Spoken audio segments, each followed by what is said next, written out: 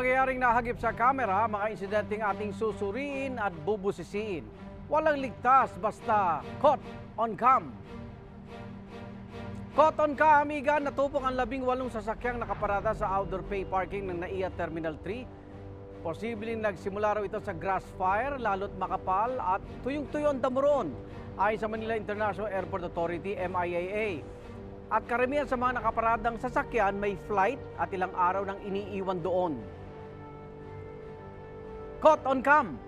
Naglalagab na apoy ang tumupok sa Heritage Church na St. Ferdinand Parish sa Iligan City, Isabela. Sunog ang ilang mga gamit sa simbahan gaya ng upuan at pati ilang imahen. Naalam pa ang pinagmulan na apoy na posible raw dahil sa kuryente. Igan, paano kaya natin maiwasan mga ganitong sunog? At ano kaya maaaring gawin kapag tayo na ang nasa sitwasyong ganon? Masama po natin si Richard Andrew Roses, Senior Officer mula po sa Bureau of Fire Protection, Quezon City. Magandang umaga. Good morning po.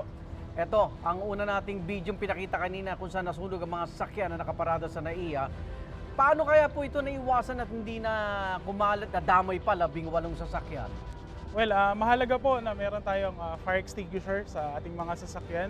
So Okay. malaking tulong po yun just in case magkaroon tayo ng sariling emergency or yung mga sasakyan na nasa paligid natin. Pwede nating tulungan para maagapan kung sakaling magkaroon man ng sunog. So okay lang pong may fire extinguisher sa loob ng sasakyan? Yes po, ina-advise po natin na, na bawat sasakyan merong fire extinguisher para just in case kakailanganin natin, meron po kagad tayo. Sabi ng ilan, maaari din daw naging sanhi ng sunog yung mga, alam mo yung naiiwang alcohol, may iba pabango pa. Posible ho ba ito yung mga flammable materials na yan? Yes po, itong mga materials na to, since baba yung ignition temperature na tinatawag natin, pwede siyang mag-evaporate din kaagad kapag mainit yung panahon. So hindi natin masabi sa sobrang init ng panahon tapos walang ventilation yung sasakyan, pwedeng mag-start siya ng sunog. De-demo ba niya? Ha? Yung ano ba ang unang sa makina ho ba nang gagaling misay yung hindi sa grass fire, yung bigla na lang nasusunog yung mga sasakyan? Yes po, kadalasan sa mga ganito po is yung mga electrical, lalo na po kapag may binago tayo sa sasakyan natin, sa mga ilaw, sa busina. Usually, yan po yung pinagsisimula ng sunog. So make sure po na kapag ganun yung gagawin natin, sa experts po talaga tayo or sa kasa po tayo magpapagawa. So ayan, parang ganun ang gagawin niya, no? Electrical usually ho, no? Yes po. O dito naman sa ating pangalawang video, nasunog simbahan. Ano ba maaaring gawin kung ikaw ay nasa loob ng isang gusaling nasusunog?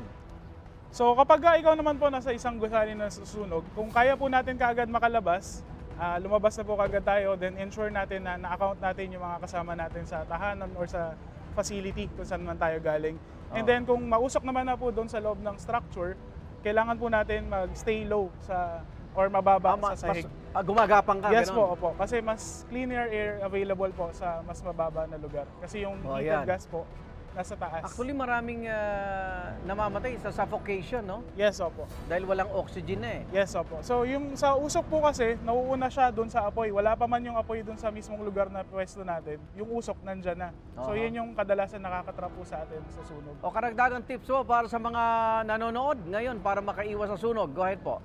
So sa paggamit naman po ng mga electrical wirings o sa mga electrical natin, make sure na na-check maigi yung mga electrical natin connections.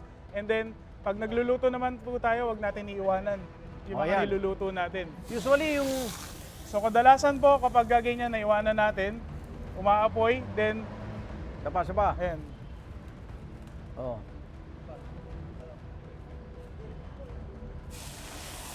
Ayan. Sa So mga kapag umapoy po, sa mga karinderya, no? Oh. yes, so patayin natin yung source ng apoy or yung sakalan natin, then takpan natin ng pantakip niya mismo. Kung hindi naman po available yung pantakip natin, pwede tayong gumamit ng basang-basahan.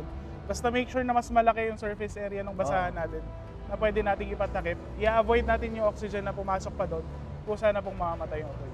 Usually sa mga karinderya na susunog, pagbukas ng ilaw sa madaling araw kasi magluluto, nakakulong kasi yung LPG nila, no? Dapat sa labas yun. Yes, O opo. kaya kung talagang may duda kayo may leak, basang-basahan lang po sa may regulator, no? Na merong sabon. So may makikita sabon. natin kung merong leak doon sa hose Bumubula. natin. Ay nako, maraming salamat Senior Fire Officer Richard Andrew Roses ng Bureau of Fire Protection, Quezon City.